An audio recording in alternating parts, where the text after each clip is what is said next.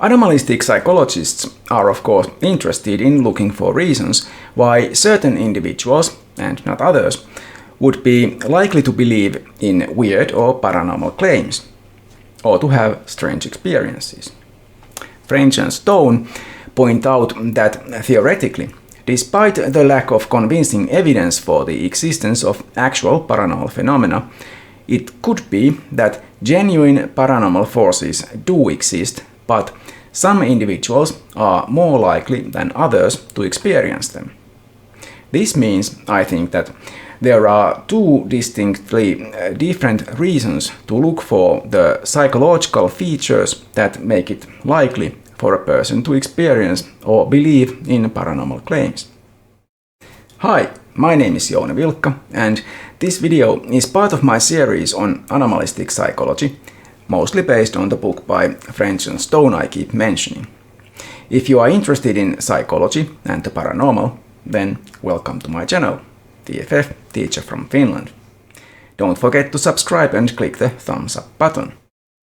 Belief in the paranormal is not usually general, the person believing every paranormal claim, but rather they usually believe one claim or a set of paranormal claims. They might even reject the paranormal, the term, if the beliefs are religious in nature. Or they might be highly skeptical of religious miracle claims, but believe in psychic powers or magic instead. There are also differences in the typical content of paranormal belief between generations and cultural groups.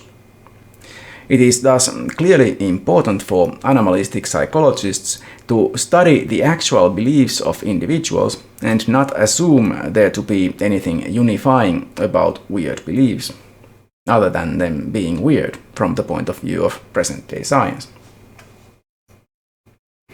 Beliefs and experiences are tied together in the sense that, as explained by French and Stone, prior paranormal belief makes it more likely that a particular experience will receive a paranormal explanation, while an experience that is interpreted as paranormal will logically demand a level of paranormal belief.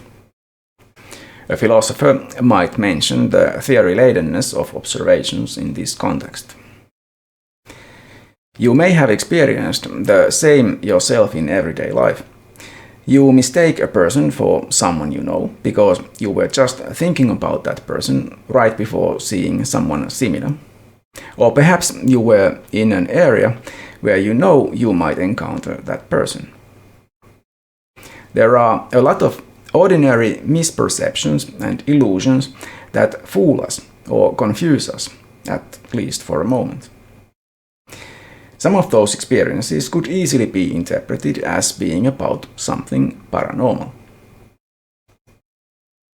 Psychologists have traditionally sought statistical correlations between different variables.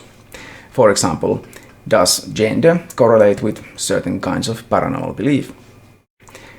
At least in the past, women have been reported to have a stronger belief in most paranormal claims than men, but effects reported have been small. The specific beliefs that women have believed more strongly have to do with spiritualism, life after death, psi, witchcraft, precognition, astrology, psychic healing, reincarnation, omens, and general superstitions. Men have believed more strongly than women in UFOs, alien visitations, Bigfoot, and things like that. Not strictly speaking paranormal concepts, as I explained in the previous video. I have to mention that it may be that these gender differences have begun to disappear recently, but they were repeatedly found in many surveys during several past decades. There have been attempts to explain the aforementioned gender difference in paranormal beliefs. Women may be compensating for feelings of powerlessness compared to men. The difference may be connected to thinking styles and their social acceptability, or lack thereof, among members of a gender. The observed gender differences may thus be a product of gender roles. A more technical explanation of some interest from the point of view of scientific methodology could be that members of different genders, as also members of different age groups, could interpret questions in the surveys differently.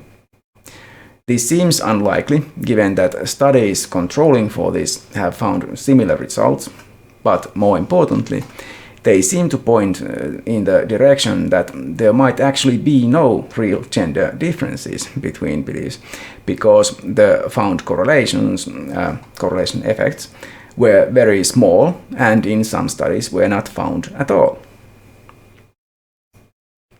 Similarly, there isn't much evidence for age-related differences in paranormal belief.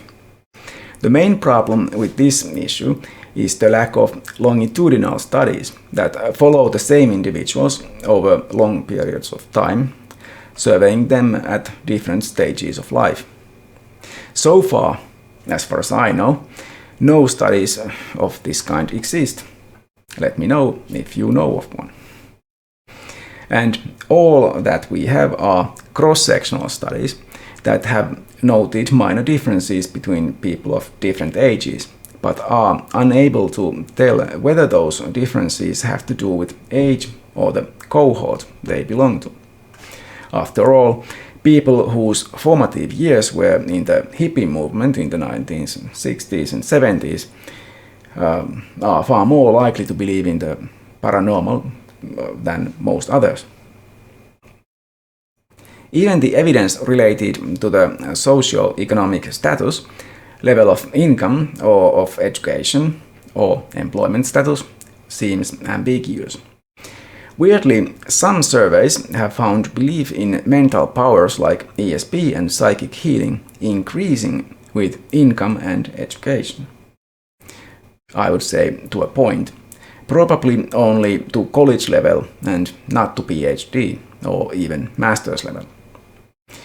French and Stone speculate that perhaps those with higher levels of education and income are seeking self-actualization and transcendent spiritual experiences, and hence are attracted to mental powers.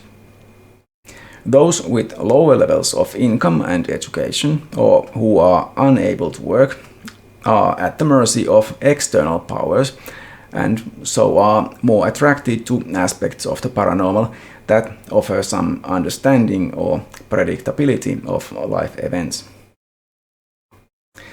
Generally, belief in the paranormal is more likely to decrease with education and usually also with income, although the latter may be because the higher income jobs have required higher education as well, so the cause may actually be the same in both. It is also possible that things like income and even education have little to no effect on the levels of belief. If so, I think it mostly serves to show the poor state of education in most countries at present. In general, though, scientific education, especially critical thinking courses, seems to improve reasoning skills and reduce belief in the paranormal. IQ has also been found to correlate with lower levels of belief in the paranormal. There is a connection between IQ and college grades, and those grades also have been found to correlate negatively with paranormal belief. Pretty much only people in the USA, as far as I know, still largely and mistakenly believe that their talk about races makes any sense. That is why the potential connection between so-called race and paranormal beliefs has been studied in the US. It should come as no surprise then that there is no clear evidence for different patterns or levels of paranormal belief depending on race, as French and Stone put it. The concept of race already being misapplied, it certainly does not surprise. Even marital status has been suggested as a possible factor in belief in the paranormal. For example, a study in 1976 found that belief and interest in astrology was stronger among the separated, divorced, and widowed. The findings of such studies may reflect their time, and their results are unlikely to be very relevant in the present, socially and culturally very different world. In any case, the observed effects were not big even back then. Cross-cultural comparisons seem more promising, even if they might only display cultural differences between different groups of people and the willingness of their members to conform to the related norms of their cultures, or to what they at least think may show their in-group membership.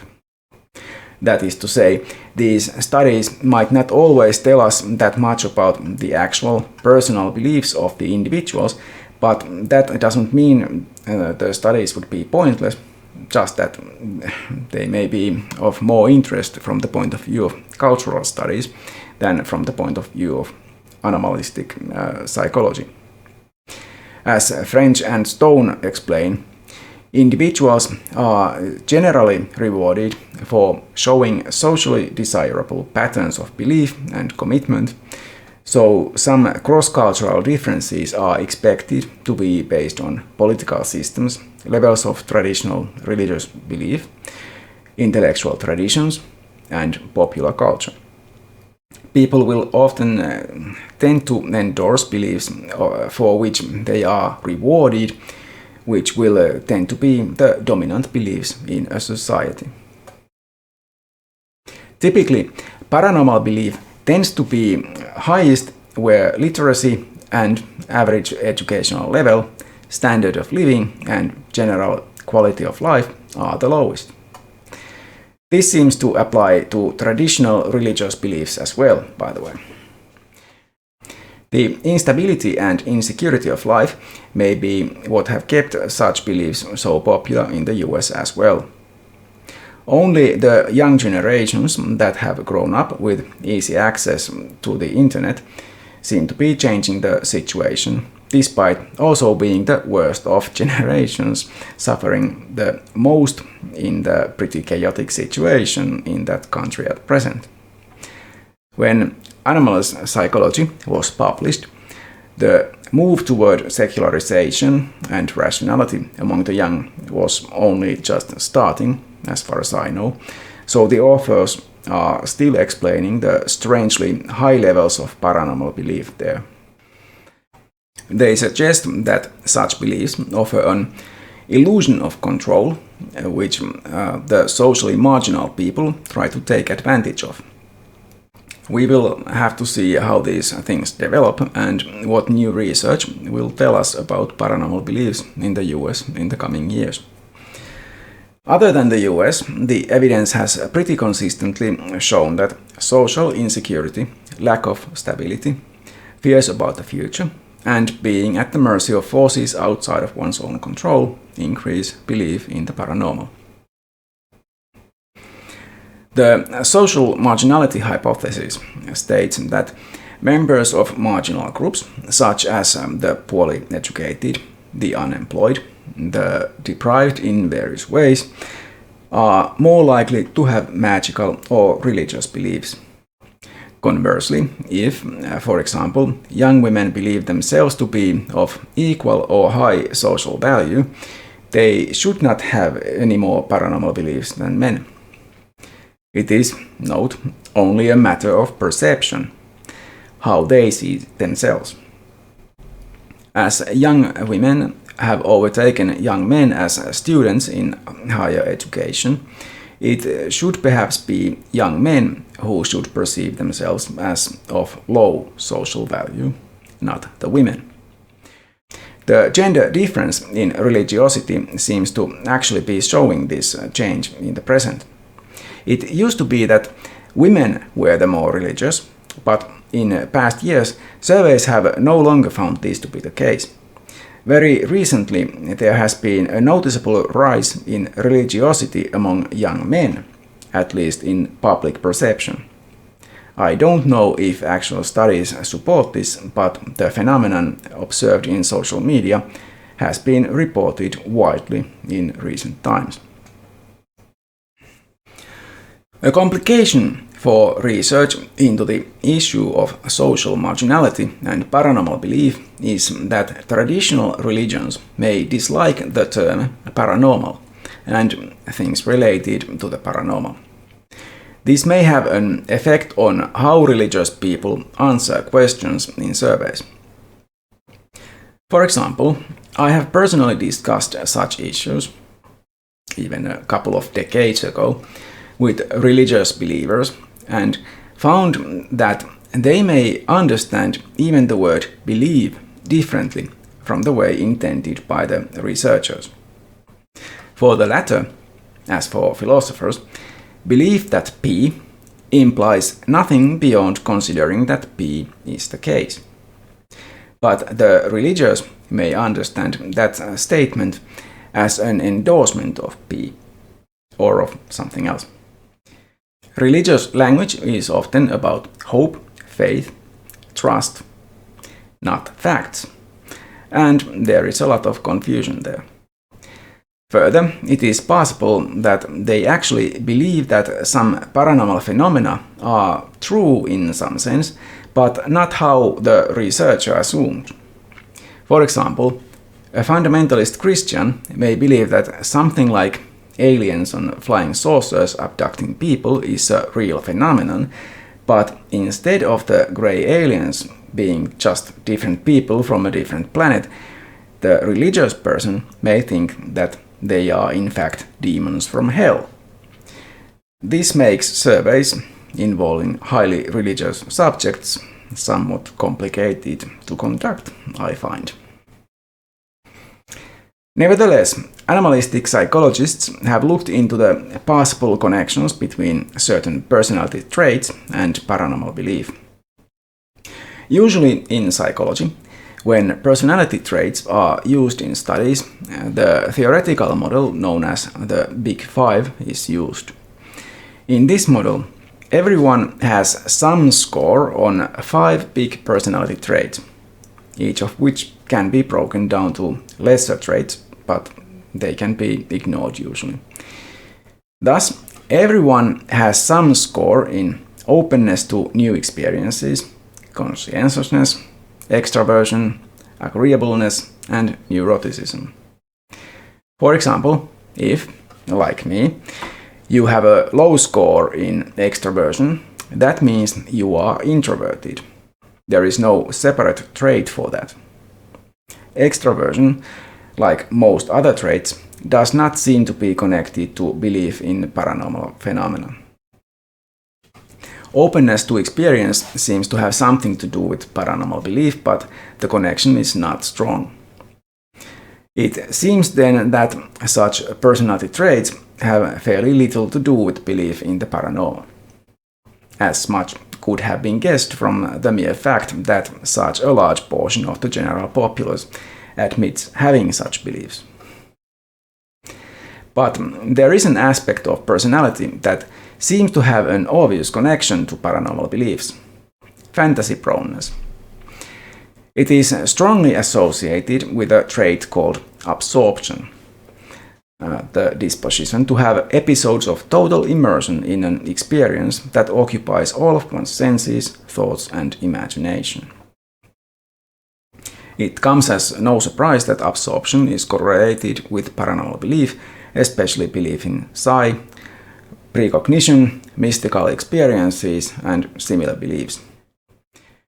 Fantasy-proneness is also related to hypnotic susceptibility. Creativity seems to also correlate with belief in the paranormal.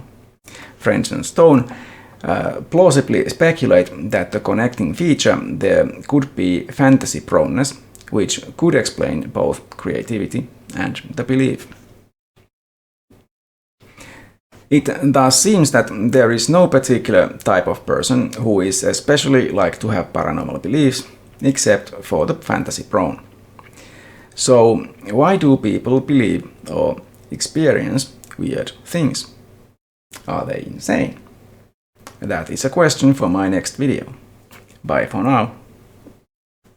If you wish to support my channel, please click thumbs up, subscribe and share my videos. Any comments on the videos would also be welcome.